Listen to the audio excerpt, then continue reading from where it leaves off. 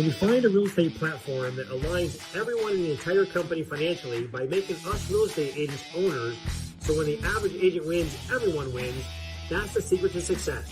And when you surround yourself with like-minded entrepreneurial people who absolutely love what they do, they love serving people, they love God and life, and you put yourself in an environment of high energy, high producing, positive people every day, you can't help but succeed in business and life. We are changing the real estate industry and changing real estate agents' lives. Welcome to the Financial Freedom Forever podcast.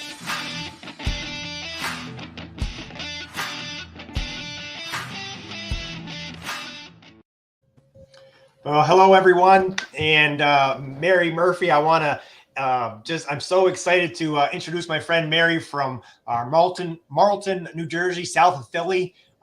You guys are in for a treat today on the Financial Freedom Forever podcast. Mary started in real estate back in 2015. She was Rookie of the Year at Keller, selling 37 homes her first 11 months. That's about 5 times what I did my first year, Mary. And I know she's always valued teamwork and collaboration, education, and coaching. She said that she hired her first coach after her first year in real estate and has always had a one-on-one coach since. So that's pretty impressive. And then I know that in 2018, that's when she started working on her own team. And in 2020, after 5 years of being a top producer at Keller Williams, selling about 70 homes a year, she ended up,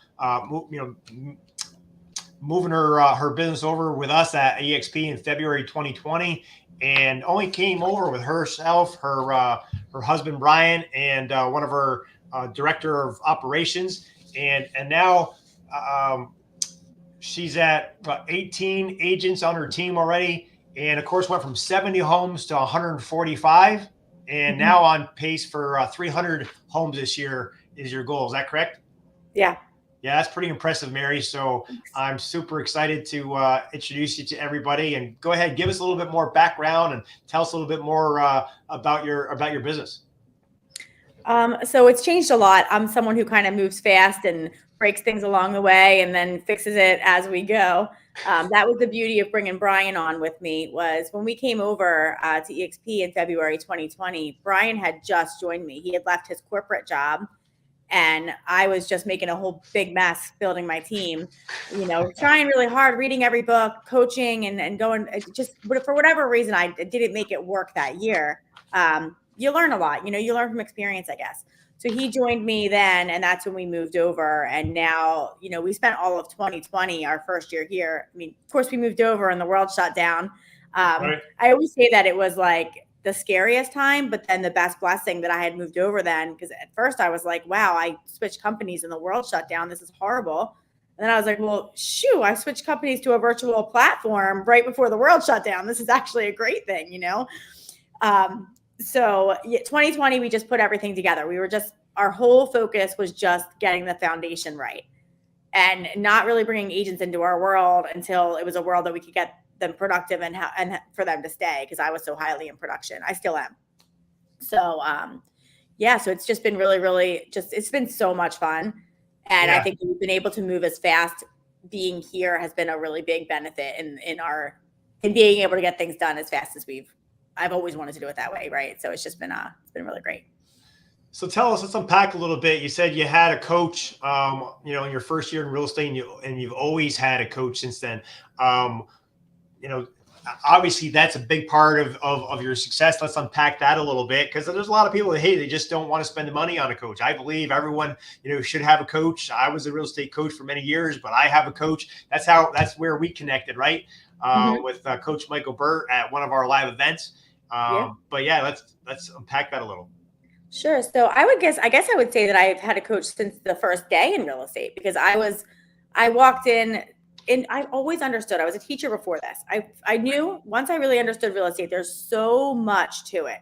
There's so many things. There's different hats we have to wear. And what I really knew was that I had to in order to be successful, I couldn't learn all of it at once. Right. So I had to just figure that out. So I joined a team after 6 weeks. And that was really my first coaching. Before that, I was the first one in the office every day. Any top producer, they couldn't walk by me to go to the bathroom without me asking a question. So I was pretty much just there as a sponge because I'm like, well, they've already done it. So how do I just learn from them so that I can move faster? And that's just always my goal is who can I learn from so I can do this faster? Like I know that if I do it on my own, it's not going to be as fast. So I'm going to have to make too many mistakes along the way. And I don't have to do that if I can just go, be a sponge off someone else.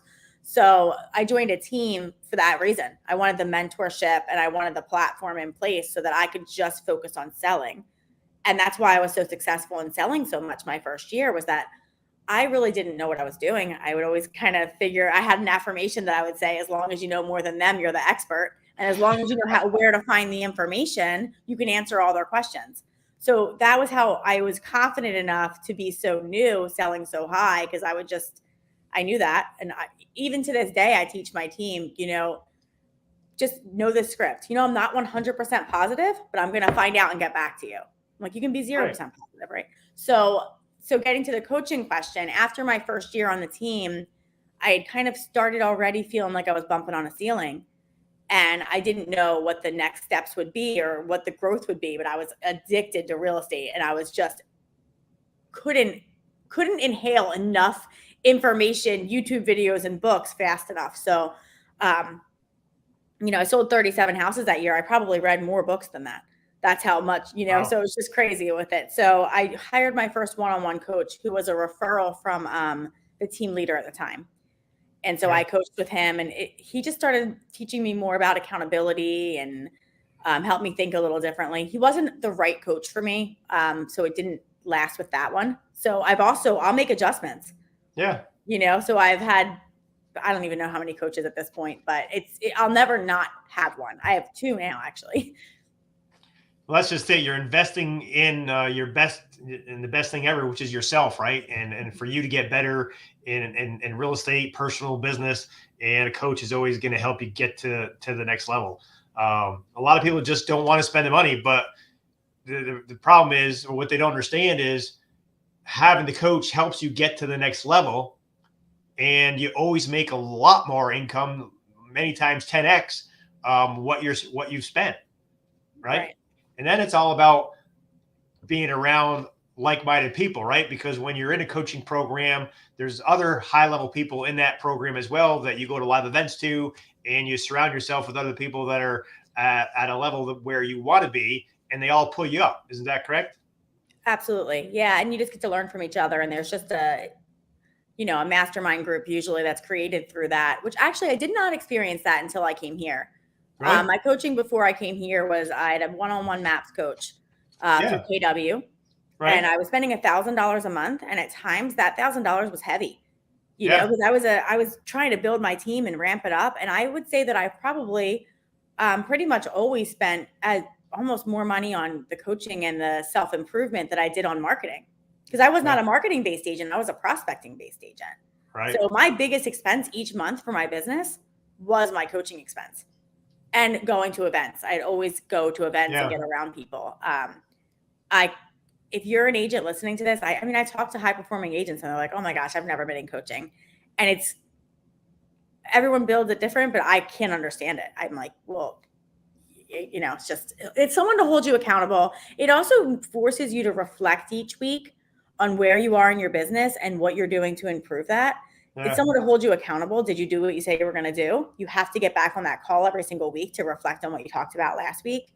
Also, when you put some money behind what you say you're going to do, it makes you do it a little differently, So you almost force it to have an ROI just because of that. I 100% agree. I mean, when you're not paying the money, it's like, well, I don't really feel like it today. I'm not, it'll be okay. I'll do it next week. But when you're paying the money, then you're feeling like, dang, I invested all this money. I'd be a fool not to get the work done, and you get off the couch and get it done. Right. Right. So I understand accountability for sure. Now you said, so having a MAPS coach, I mean, I've heard pretty good things about the MAPS coaching and training. Was that fruitful for you? Or compared to, you said things didn't really start happening until you really moved to EXP. What do you mean by that? I don't know if I would say I didn't have like the masterminds group. So like the MAPS coach was like my one-on-one coach. So yeah, it was I had taken Bold, which KW is like this like boot camp type class. I know we have stuff like that here as well. I just completely dug into all their systems and training because that was what I knew. That's what was available to me. I didn't really know there was another world outside of Keller Williams until I moved, to be honest with you.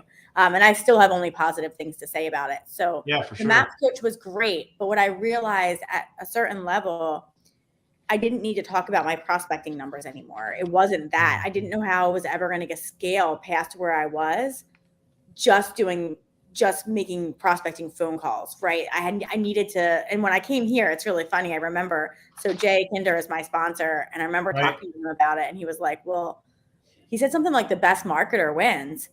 And I was like, the best prospector wins. And I was like, wait a minute, I don't market at all. Like I literally had no marketing plan. It was just phone prospecting. So I had to think a little differently. And I do think differently now. I still believe in both. And in the market we're in now, you have to be a strong prospector because it's a tough market, right? So yes, the MAPS coach was absolutely, and I had four different MAPS coaches because as I would hit a ceiling and I felt like I got the most I could out of that one person, it was starting to get redundant. You need another person. Your mentors change as you grow. Your mentors change. I think about that, and I think about some of my mentors that were my mentors in the beginning of my career, and I still look back fondly and love them, but I've surpassed what they could ever mentor me on now. Right. You know, so you have to continue to level up. Absolutely. So you were doing about 70 units a year with KW, and now you're on pace for almost 300. What do you attribute that to? And you can answer that. And then the next question, I'm sure you were really happy at Keller Williams. Why did you even take a look at the EXP model? I think so. First question is the 70 units and how so really what happened is, honestly, I'm still selling around the same. I would like to get out of production and just coach and train and mentor my agents and empower them to replace my sales. That hasn't happened yet. I'm still in production now. And I'll always be in it a little bit because I think it's important to really have that, your foot on the market like that. But what I attribute it to is systems and people. Okay. Right. I could pick up the phone and call for sale by owners. I could call a database. I could call anything. And I have a skill that I'll be able to convert. And I have a drive that I would do that. Right. There gets to be a point where that's not going to be enough and you can't do it all on your own. So the systems, we started putting systems in place, using a CRM system at a higher level and, marketing to our database, and then people. Now I have other people. So it's funny because when I was selling that many homes, they were almost all listings. I really didn't have a buyer-based business. So when I moved over here, I was 70% or more that was listings. And what I knew was I was leaving money on the table, but I didn't know how to pick that money up because I didn't have time for buyers. So I had made this strategic decision to just work with listings. And I tried in 2019 to hire agents to my team, but I didn't have the system set up. So I couldn't, you need both the systems and the people. So if you just have the people and now you're still selling that much and I'm prospecting every single morning and running around like a nut, and now I'm trying to get these agents to pick up the buyers because I know that every listing should bring at least one, if not two buyers. And now I'm 75% listings. I'm like, well, I'm just losing money like hand over fist, right? So, and just, there was just opportunity there that I could create for other people. So, what I attribute is finally figuring out how to get that foundation in place and then to be able to, I had already created the opportunity. Now I can just give that opportunity and find the right people who want to take advantage of that. And so it's people and systems. That's it. All right. Great. And then why did I look to make the move? I knew that I was missing something. I knew that I had some of the pieces really right. I knew that I could, my level of skill in the sales part, I was confident that I had reached a level of skill that was higher than most, but I didn't have the leadership skill yet. And I didn't have the skill to build the team the right way. And even though I was still digging into everything Keller Williams had to offer, I mean, they have this whole like career visioning process, and it's this long class, and it's all these interviews, and it's daunting. Not that I'm saying it doesn't work. And there may be people listening to this that are like, I love that system. For me, that wasn't the right match. So now I'm doing all of this. I hire a recruiter. I was just going through so much trying to find the right people, the right system, and the right framework for my team. Right. And by the end of 2019, I had sold 71 houses, and I'm like, oh my gosh, like I felt like I wasn't growing, not to the pace or the level that I wanted to. So I was only 4 years licensed, right, at that point. So Yeah. maybe 5. So 2019, yeah, no, I got licensed in 2015. So 4 years licensed, about to be 5 years licensed at that point. And I started to look outside of the bubble that I had been living in the whole time. And I found out there was like a whole nother world. And I didn't even know about it. Like I was living in this, everything I did was all in that one bubble. So I started just to reach out, and I found Jay and I found EXP, and I just kind of started to look at that. And it just clicked. And when I looked, the whole thing we have here is that incentivized leadership, right? So if you name someone, if they actually are incentivized to help you grow. And where I was, there was really no one at the level that I wanted to be that had any sort of incentive to help me get there. And so it was always about the collaboration and the people I could align myself with. In fact, Right. I don't even know that I understood the model 100% when I made the decision. I understood it, but really what I understood was the framework and so that was really it. And it just made sense. So I made the switch, and it made a lot of waves, and there was no EXP in my area at all, pretty much. Okay. So, yeah, it was the right move though. It was scary. But That change is always a little bit scary. But that's when you have the biggest breakthroughs, right? Right. I just didn't know how in 2020 I was going to do anything differently than what I had done in 2019. And I just felt like I needed different alignment. And that was exactly what I needed. So it was right. It was a little bit of intuition, a little bit of an excitement over a new company that I understood. Not that it was that new, but it definitely was new in my area. Right. And yeah, it was just the right move. Now, how do you find the right people and processes in order to grow your team the right way? What are the certain things that you're doing? A lot of it was coaching and following people who were already farther ahead. Okay. And then the continuous evaluation of it, what's working, what's not working. And then being willing to put yourself out there. So if you put yourself out there like I'm doing right now, you're going to find people who are attracted to what you're saying. They're attracted to your energy, and they're going to want to be a part of that. With a team, all it really is it's putting people in their strength zones and letting them not do what isn't. Right. So that's really what it is. So I'm just looking for people that I can plug in the places where I need help, and then I can help them grow in the spot where they would love to grow anyway. And it's putting yourself out there, and then it's just continuous flexibility and adaptation and changing. And that will never stop. The second you solve one problem, you just opened a whole nother door to another one you got to solve at all times. That is the nature of the beast, right? Right. So being a big prospector, I mean, you said you have, a lot of skills, phone skills and sales skills. And I know you're a big, power prospector. Walk us through some of the systems and the things that you've done. I know you built your business on for sale by owners and expired. Is that correct? Mm-hmm. Yeah, so the first year was all buyers. I joined a team, and it was buyer leads, and I had to learn how to convert buyers. And then after that, the team had gone through some changes, and the buyer leads weren't as plentiful, and it changed. And I realized that every single class I was putting myself in was talking about listings. And I want to say one thing. We hear you have to list to last, or, listings are where, you should always be listings based. I don't think you have to be. If you're part of a strong team where the listings are coming in, you can work with buyers. So I have agents who crush it with buyers. They love buyers. And the thing is, the listings are still happening. So I just want to make that differentiation where if you're an agent that's a buyer's agent, don't feel like, oh my gosh, I have to list. You don't, as long as you have that funnel working for you with your team.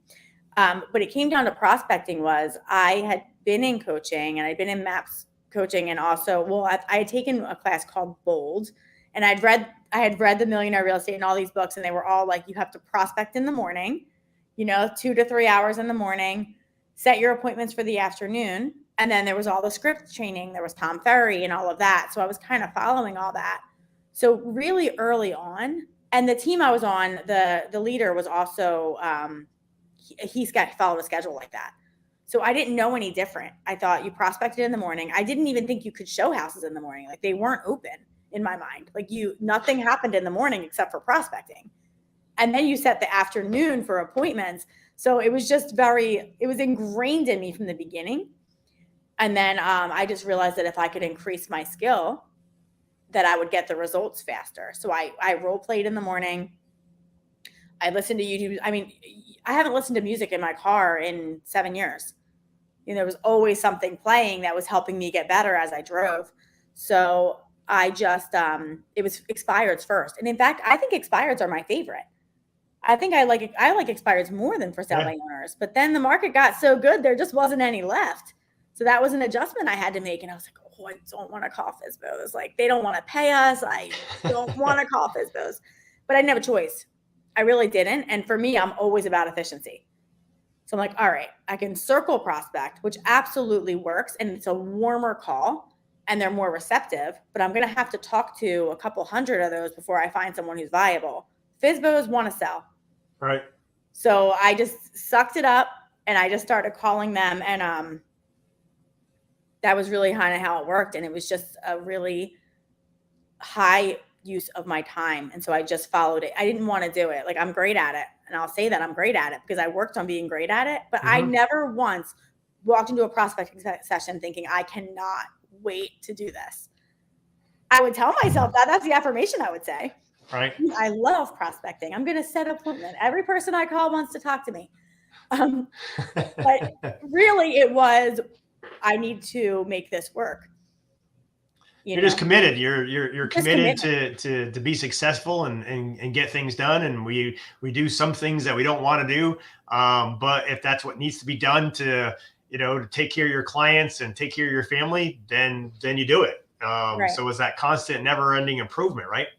And I truly believed that I was going to make them more money and that they were going to have a better result by working with me. So when you truly believe that, it doesn't feel like a cold call or a sales call. I was calling people who could use my help. Yeah. And either they were going to reject my help or welcome it. Either way, I believed that I could help them. So when you have that belief system, then you just do a better job at it. I wasn't calling them for a commission check. Yeah, exactly. I knew that would come. Yeah, in the beginning, a lot of people in real estate, it's just about getting that commission check. But after you've been around as long as we have, you figure out the more people that you take care of, the right way, professionally, and you just provide some great service. That's where all the referrals come from, right? And it's all about taking care of and helping the people for sure. That's something we talk about on my team a lot too. Then the trick to being successful in this business is never need it. Never need it. Never be dependent.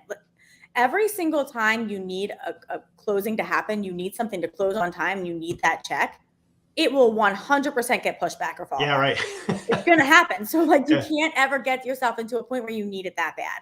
And I think I understood that from the beginning.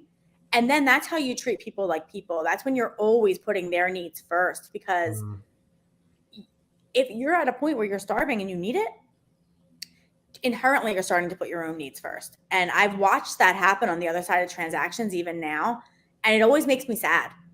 It makes me sad when I see that my client won and the other person's client lost because that agent put my client first, just like I was putting my client first because they needed it to close, and we watch it all the time. So the trick on our team is never need it. Right. That's a great point. That's a great point. Now, aren't you doing a lot of, live events and education and got some powerful women's groups that you're doing? Tell us a little bit about that. So I was a teacher before I was a real estate agent. And I love it. It's my passion. Even at my last company, that was one of the things that I was doing all the time for free. I mean, I had built a really strong also agent referral business at my last company because they would ask me to come to speak at all the different offices. Okay. Either about converting buyer leads or for sale by owners or they would always ask me to speak and I would always say yes. Of course, it was a good use of my time, but it really wasn't at the same time because, I had to fit it in my schedule, but I built a lot of connections that way. And when I moved here, and especially when the world shut down, I really missed it. I really missed it. So I was like, and we just needed the collaboration again. We were blessed here because we did have a platform where we could still collaborate with each other. Right. And that got me through it because I don't know if I could have got through it otherwise. It would have been really hard because I just feed off that, right? So the event started actually in 2020. Everything was shut down. So we're in New Jersey. The restaurants, everything was completely shut down for a long time. So I started hosting happy hours at my house with some of the women, and there was no EXP agents. So now everything's shut down and there's no EXP agents. So there's really no people local that I can collaborate with. And all of our events had been canceled like nationally as well, right? So I started having these happy hours at my house. Okay. So monthly I would invite some women, and I had made such great connections because of the fact that I did teach, always willing to collaborate, always made sure I was a great co-op. It's really important. So we're awesome to work with. And that's like a standard on my team. We have to be awesome to work with. So I just started inviting people, and I just invited women because I was inviting them to my house and it was easy. And I had a nice patio. So we would have happy hours out on my deck, or it was deck at the time and now patio. That's how it started. And they were just like masterminds. It was not really a formal thing. After that, I decided I was going to just start doing like actual live events. And it started in, I guess the first one for my women's one was in November. And I just asked a couple of my other really good friends, because my best friends are the top agents in the industry. That's who I've chosen to be friends with.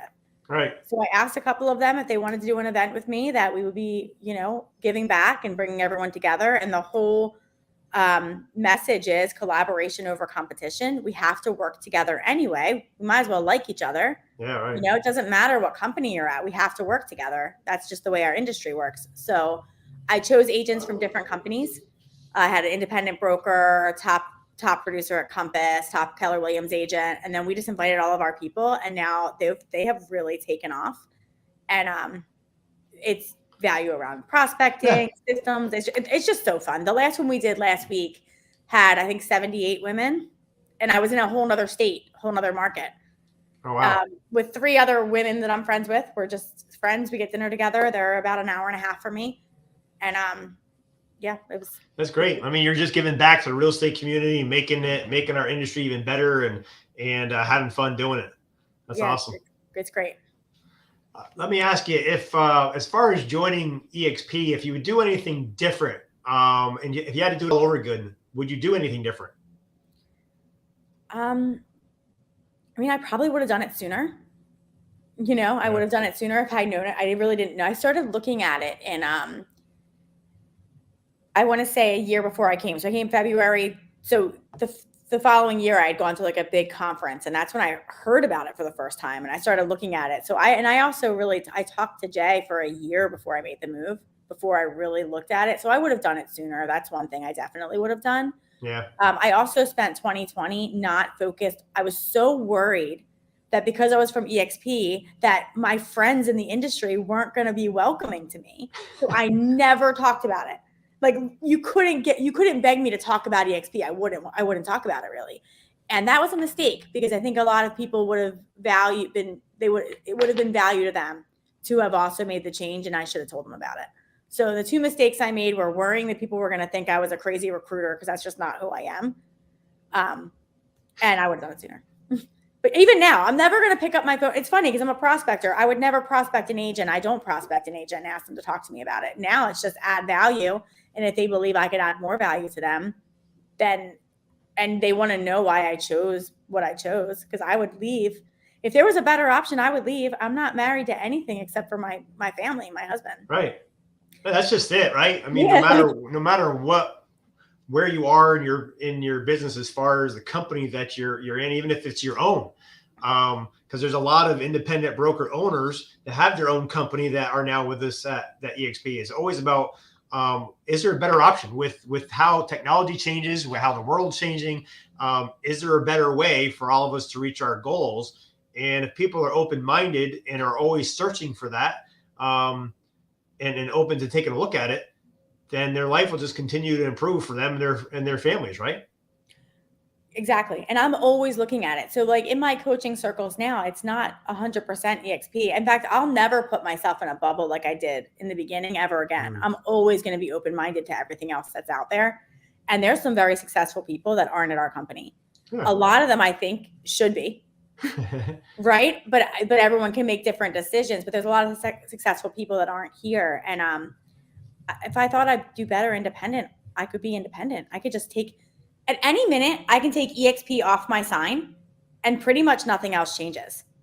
As far as my marketing, my systems, all of that, I pretty much could just do that independently. Right. But I would lose so much. So I don't know why I would ever do that. And I would add a whole nother headache of liability and I just don't know why I would do that. Like I can't think of a reason why I would do that.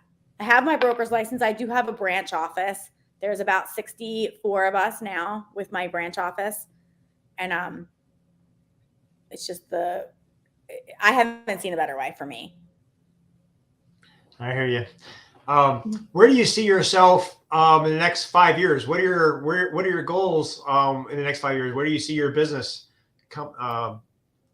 So my business, we want to be at 30 agents on our team by June 30th. Right. That's our goal. We're at 18 now, so we got to make a pretty strong push to get there, but I think we can do it. And then I'll be out of production, hopefully, not personally selling, by the end of the year. Right. I am committed to that if it makes sense. So this market has been different than what I expected. It's not the same as it was last year, and we can go into that if you want to. But so right now, out of production, and within 5 years, I'm really speaking, and I'm coaching agents, and I'm just helping my team get better. And I'm not personally in the everyday sales, not at all. Okay. I really do want that time freedom. Although I'm not someone that's I wouldn't retire and relax. I would really just want to continue I think everyone should be in their strength zone. My strength zone is I know how to get agents productive, and I know how to articulate that. That's really what I want to do. Or you're a teacher and a leader, and a good one at that, right? So you want to do what's your strengths, and help all your team members with their strengths, and everyone's business grows, right? Everyone's business grows, and we can have a whole lot of fun doing it, right? So, I mean, some people would think about standing in front of 80 women and talking for several hours to be like a nightmare. Right. And they're my favorite days. That's awesome. So that's really the goal. So if you're anywheres in South New Jersey by Philly, or anywheres in the world, really, because of our company, but you want to find out what it'd be like to be with Mary on her team, or in her circle of influence, her phone number's here on the screen. So make sure to reach out to her. And with anyone listening, Mary, what's the top thing that you would want someone to get out of this interview today? I guess just to be open-minded. Don't be so fixed on how you've always done things that you just continue to do it that way. Learn from the people who have done it before you. And listen, as long as it's okay to say no to something if you understand it. Don't say no to something that you haven't understood because you're so fixed in doing it the same way you've always done it. And right. So it's really just be open-minded and flexible. That's it. Yeah. And it's all about timing, right? You said it was a year before when you first looked at it, or first heard about it, and before you made the move. So we understand it's all about timing, but you were open-minded at the right time to take a look, and look how your business has changed. Yeah. And I mean, I think that's EXP, but that's everything. That's the CRM system. Are you still using Top Producer? Like, can you be using something that's more efficient? You don't have to keep doing it the same way you've always done it, because that's the way you've always done it. Right. And I just know so many people, and I just think that we're in for a market shift. I don't believe it's a bubble, but we're in for a change. And with the amount of technology and the way buyers buy houses, it's different. You have to be flexible in your, what is it? It's rigid in your goals and flexible in the methods. And I just think that that's what I'd want you to get out of it. And that's me all the time. If it's not working, I am okay shutting it down and moving on to something else. That's what's keeping you on the top of the industry. So that's fantastic. Any last minute things you want to share with our listeners before we sign off? No, feel free to reach out to me if there's anything I said. I know we kind of went all over the place, and Andre and I could probably sit on here for the next day talking about different things because we're both so passionate about real estate. So really just feel free to reach out to me. I'm an open book and happy to help.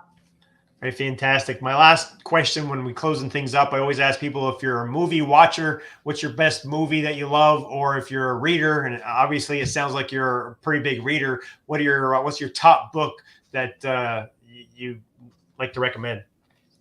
My favorite book. So I have a lot of favorite books, but I would say that if you're building a team, you should definitely read the Pat Lencioni books, The Ideal Team Player, and The 5 Dysfunctions of a Team. Okay. And then also read Rocket Fuel, which talks if you have like another half or an operations manager that talks about that.